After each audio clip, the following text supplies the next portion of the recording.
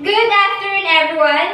As I stand here before you, I can see different eyes looking at me. But I am not sure if you are looking at me, but I'm not sure if you are looking at my eyes, nose, lips, my cheeks perhaps, or is it my forehead? Well, anyway, standing here before you is a living book. Yes, I call myself a living book. What you are seeing right now, my face, my hands, my feet, these are some of my features that makes up my whole appearance, or let's just say my cover. Right here, right now, I will give you my permission to judge my cover. Now, if I am going to ask him or her to describe my cover, I guess I will hear different answers. And is it the same if I ask every single one of you to tell about me? For I know that each one of you has a different version to tell.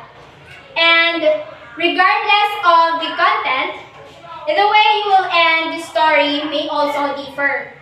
Some of you may end it with a comma. Those are the people who are willing to know my story further. Some of you may end it with a period. These are the people who already made their judgment or their conclusion without knowing its deeper meaning. And lastly, some of you may end it with an ellipsis. These are the people who would tell the story with some of the words have been left out. These are the people who would tell some parts of the story that they only prefer to tell regardless of the content, whether good or bad. But to tell you, I would gladly listen to all these stories, whether your version is complete or incomplete, good or bad, true or not. Why? Simply because I am not just the book myself. I am the writer as well. And no one could perfectly tell my own story, for only I could do that. And this applies to each one of us. We write our own stories. We are the writers of our own stories, and we can craft out masterpieces based on our own will.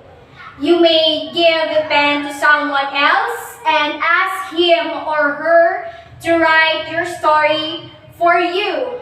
But at the end of the day, it is still you who made the choice, for the choice, as always, is yours. As a reminder, we are living in a society where there are some people who have a lot of free time to write stories about other people instead of focusing on writing their own. And we cannot get rid of this reality. For no matter how you look, no matter what you do, the society still has something to say about you. These may be words that could lift up your spirit, but they may be words that could bring you down. In my case, I have experienced both.